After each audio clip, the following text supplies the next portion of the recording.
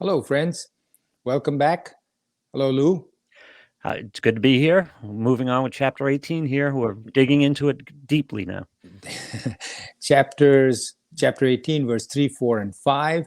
This time I've turned on my do not disturb, so we shouldn't be interrupted. So, verse 3, moving quickly into it. Verse 3 says, where Krishna is still talking to Arjuna about tyaga and sannyas, as we did last time. Krishna says, some philosophers say that all action should be relinquished as evil. You say, what? Do nothing because it's evil? That doesn't make sense.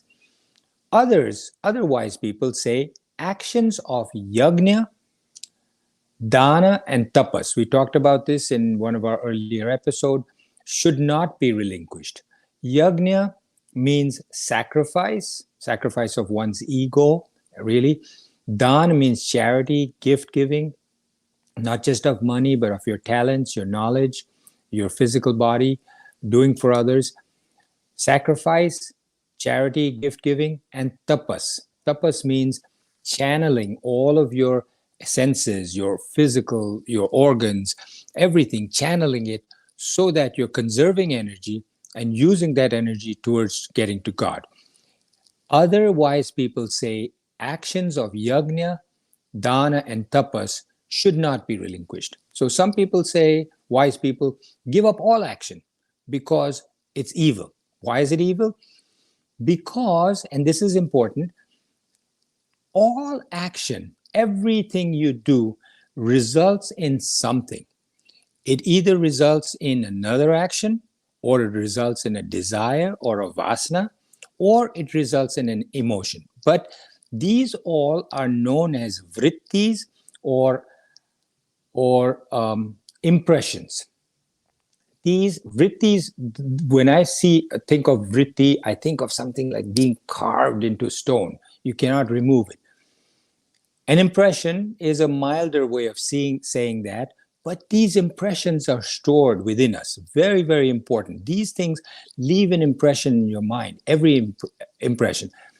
These impressions, you can go back. I mean, a person can be in his 90s and you give him something to smell, and you've all experienced this. You smell something and you remember something back from childhood. 90 years ago, I smelled this. Oh, this reminds me of my mother's hand washing soap. Or you taste something, say, oh, wow, right away, that impression results in a memory coming back. So if the memory of something, an impression, can be there in your brain for 90 years, 100 years, 120 years, whoever is the oldest person still has those impressions. The Upanishads say that when that person dies, the mind and intellect, which leaves the body and goes on to the next body, carries with it these impressions. Right. Fascinating.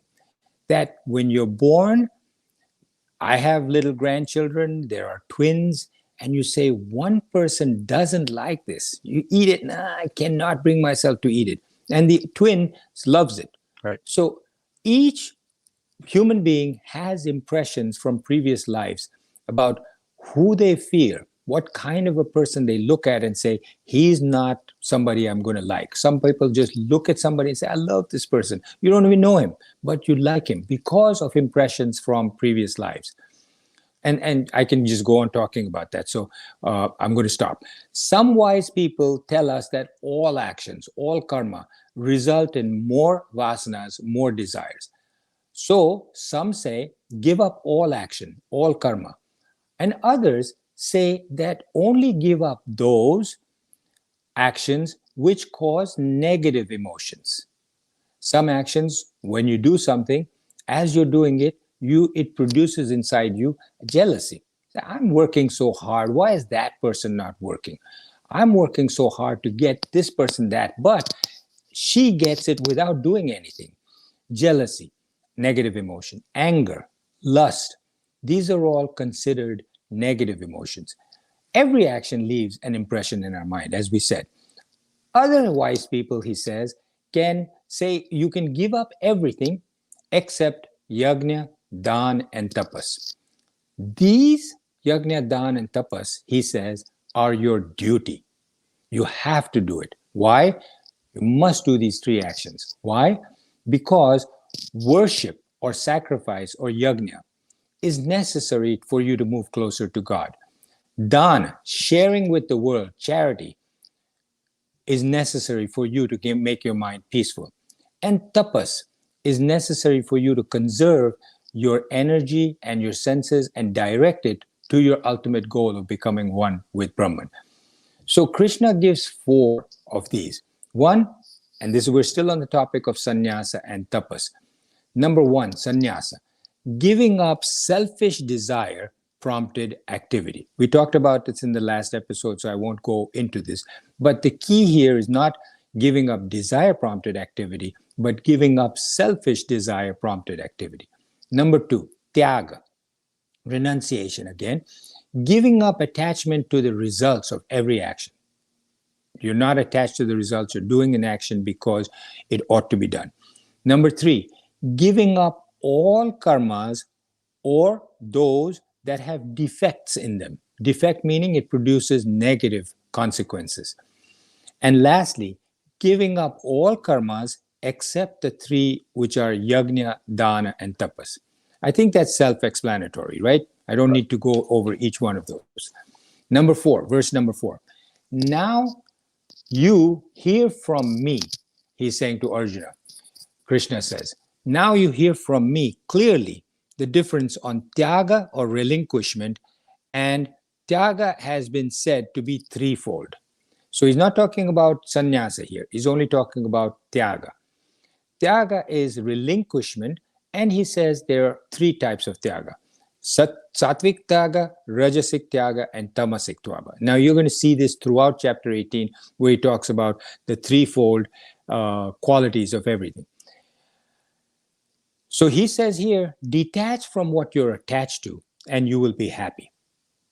Detach from that which you're attached to, and you'll be happy.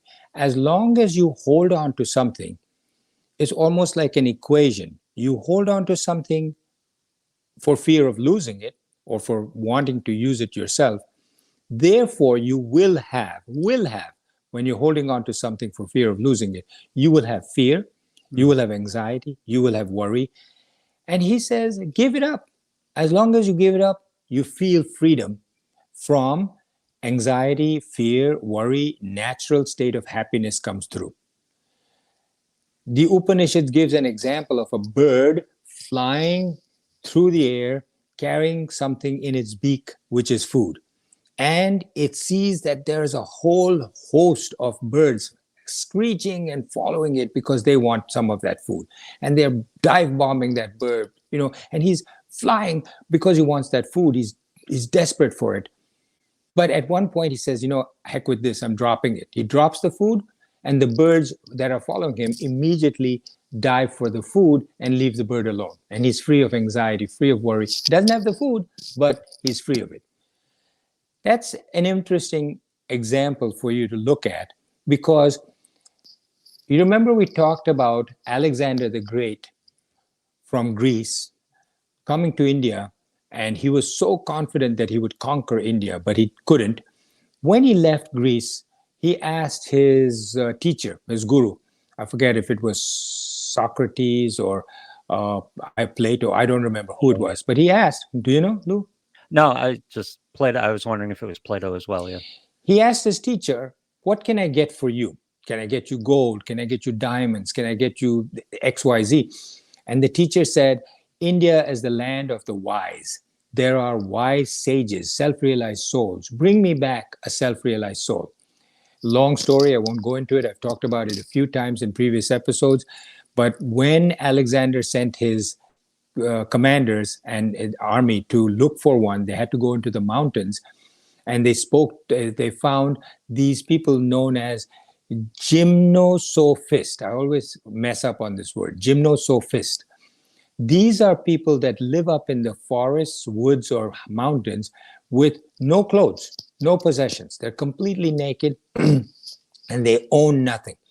And as Alexander's people said to him, come with us. And they said, the wise people said, no, we're not coming anywhere.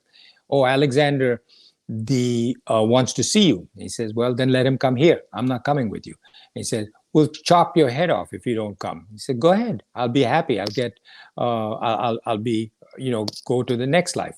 He said, that's not going to work because we can't take a dead body back to Greece. So he said, okay, we'll give you tons of money, gold. Mm-hmm. He says, I have no use for that because if I were to take it, it'll be a possession and I'll be detracted from my goal. Long story, these gymnosophists give up all their possessions because they feel that those are just obstructions to getting free of fear, anxiety, worry, etc. I can't tell you as I can't tell myself. As you can see behind me, there's a lot of possessions that I have. I think the key is not to be attached to those possessions. The key is saying, okay, if I lose this, it's okay. I give you another example of when I was in school. It was in Delhi, and this was going back like 50, 60 years ago. I had moved there from another part of India, and I had never seen hawks before, hawks or eagles. They were multiple. And when we were let out at lunchtime from the school for lunch, everybody took out their food to eat, and these hawks would come screaming down, many, many of them, and grab the food from the hand of the child that was lifting it to eat and fly off with it. Have you ever heard anything like this, Lou? Yeah, sure. Yeah. Especially seagulls around here. Happens a lot. Yeah. Well, I was petrified. I was a young child, and I saw that if you resisted it, the hawk would basically dig his talons into your little tiny hands because you were a child, and there would be scratch marks we would see on other kids bleeding. And the bird would ultimately get its food by scratching and taking this food away from the boy or girl and fly off into the air. And I would say, I am so petrified. And the school wouldn't allow us to eat indoors. So you had to go outdoors. So as soon as I saw a hawk coming down, I would just let go of the food. And I would not, I would be hungry, but I would let go of the food and not get attacked. Right. So basically what he's saying here is that try to do without attachments. He's not saying try to do without food, not to be attached to the food, not to be attached to wealth, not to be attached to power, not to be attached to possessions. Give all of that up. So verse number 5, yajna, dana, and tapas are actions that should not be relinquished. They should indeed be performed. These three purify the wise. If I have to achieve something, if I have to acquire something, I have to act. I have to do. I can't achieve it. I'm not going to sit there, meditate, and say, God, please, I'm hungry. Drop some food in my lap. I have to get up from my meditation and go to the local nearby houses, knock on their doors, and beg for food, saying, I'm a sannyasi, I'm a tyagi, I'm somebody who does meditation, I'm hungry, please give me some food. That's the olden ways. So if I have to achieve something, if I have to acquire something, I have to do, I have to act, I have to perform actions. As a result of the actions, we get a certain result. That's a given.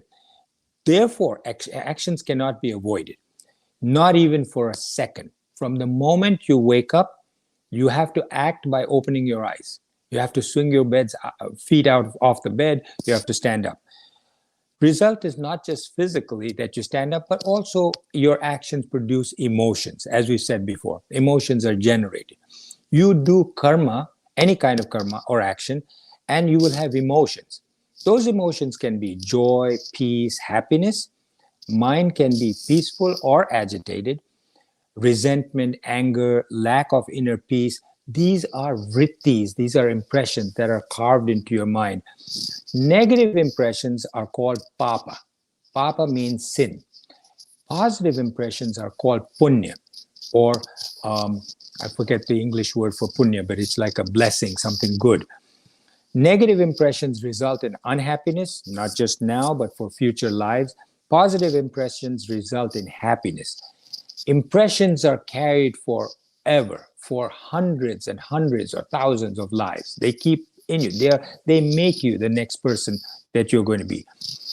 To get rid of this, you must do yajna, sacrifice of your ego, you must do dana and you must do tapas to keep your actions peaceful. Let's talk about some of these. You must do your responsibilities. What is your body, your mind, your intellect is like your equipment. You must preserve it. You must keep it clean. You must keep, just like you would clean your eyeglasses or your iPhone, the screen of your phone. You must clean your body, your mind, your intellect. These are your tools. These are your equipment. Keep them clean. Keep this equipment in very good condition by taking good care of it. We know how to take care of the body, keep it clean, shower regularly, make sure that your body's in good shape by exercising, etc. Same thing with your mind and your intellect. Keep it clean, don't pollute it. And we've talked about this before. If you do your actions, this is very helpful, I found. If you do your actions as a worship, you're doing it not for the result, not for the benefit of what you might think you might get out of it, but you're doing it as a worship to the Lord, to Brahman. If you do that, then your actions don't cause you to be bound to the world, don't cause you to be bound to your vasanas. Then those actions just dissipate because you're not doing them for yourself. You're doing them for a cause. You see this when you're doing social work. When you're doing it for somebody else and you say, I'm not doing it for myself, without totally anonymous, you find that you don't have any leftover vasanas.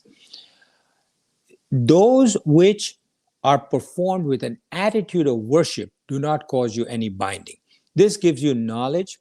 When you do this, it gives you knowledge, it gives you talent, it gives you wealth, and you get a lot of benefits. Keep in mind that when you do something without without selfishness, then, and is being selfless, you're doing it without your ego, it gives you a lot. It gives you benefits, it gives you wealth, it gives you talent, it gives you knowledge. This is known as yajna. You're working for a corporation. You're not saying, I need to be recognized. If you're not saying that, you actually become recognized. Your boss, your bosses, your corporation recognizes you, that you're doing it for the benefit of the corporation, not for yourself. And you will find that you rise, you get promotions, you get salary increases, you jump over many people who are above you because you're really sincere in what you're doing. As a sacrifice of your ego, you're doing it for the corporation. And that's what Krishna says yajna is, that you're doing it for the corporation, for the world, for the universe, for Brahman, not for yourself. Now we go to dan. Whatever you get, you must share with the world. That gives you more peace. If you keep it, if you hoard it, if you accumulate it, it doesn't. Everything in this world is in constant motion, keeps revolving, keeps going back round and round. Stagnation results in decay. You see water, when it stagnates, it's dirty, it collects moss, it collects dirt. Whereas if it's free flowing, it's fresh. Same thing happens with your possessions and your wealth. If you don't share it, if you don't give it away, it becomes stagnated. Air, water, possessions, wealth, if you don't circulate it, if you don't give it, it becomes stagnant. Your knowledge, your talent, your wealth, your powers, your physical ability, share it with the others. If it is more than you need, share it. Don't accumulate it. Don't hoard it. Now we go to tapas. Tapas is single-pointedness of your vision to achieve the ultimate state of self-realization. That is what tapas is. Tapas was misunderstood to be just sitting there and meditating, but that's one form of tapas. We talked about tapas in earlier episodes, where we talked about tapas being tapas of mind, of body, and of speech.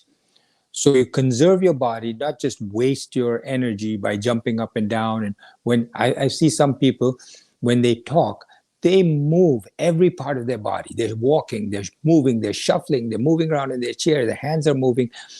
There's a lot of wastage of physical energy. That's carrying it to an extreme. But basically what Krishna says is, conserve your physical energy, conserve your body, use it for only those purposes that you need to. Same thing with your speech. Your speech, if you remember, should be truthful, should be helpful to the person who's listening to you, should be giving some benefit, and should not cause him any pain or ahimsa. It should be satyam, priyam, and hitam. That is vachik tapas, tapas of the voice box. Next, your mind has to be peaceful and happy and calm. That is mansik tapas, tapas of the mind. Tapas is an important aspect that we often neglect. We think of just doing yajna is enough. But no, yajna to your corporation, as we said before, is a sacrifice of your ego while you're working. If you don't show up to work, people are going to say, where is that guy? Where is that person today? She didn't come to work today. That you will be missed because you didn't show up. But if you don't do your tapas, nobody's going to say, how come you didn't do tapas today? How come you didn't conserve your speech or your mind or keep your mind peaceful? How come you didn't conserve your body? Nobody's going to say that. That's up to you. It's your duty, even though the world doesn't recognize it. If you do tapas, you evolve. If you don't do tapas, you don't evolve. Simple as that. The threefold karma is our duty: yajna, dan, and tapas. And we've talked about this, that each one of these three has sattvic component, rajasic component, and tamasic component. For all humans, regardless of your caste, your religion, your country, your culture, you must do this. They are purifiers of your mind. This, tapas, yajna, and dana are purifiers of your mind. It makes your mind peaceful, calm, and happy. The mind, once it becomes happy, you reach that point of the ability to meditate. The mind doesn't go into the past, it doesn't go into the future, and doesn't get agitated by the present either. People sometimes think, well, that means I've got to keep my mind in the present. But if you keep your mind in the present and you're thinking of certain things that get you agitated, that doesn't work. So yajna, dan, and tapas keeps your mind peaceful even in the present. A restless mind tends to go into the past or the future and is constantly thinking, making noise. It's agitated, is excited by the present. Whereas meditation, when you meditate, it neither allows you to go into the past or the future and is peaceful and happy and calm in the present, which then leads you ultimately to the state of self-realization. And if you can't get there, friends, at least you've moved along that spectrum so that you're not fully self-realized, but you're not where you were before you started all this. And believe me, that is a huge benefit to you in the present life, but an even greater benefit in your next life. So we've done up to verse number 5. We have 78 verses in chapter 18, 73 left to go. And I was just telling Lou that we should be done in the next 3 or 4 months with this. And then we'll move on to the next quote unquote chapter of these lectures. Looking forward to that too. Yes, but we've got a long way to go in chapter 18 before we get there. Yes. Thanks, Lou. Thank you all for joining us. We'll see you next time.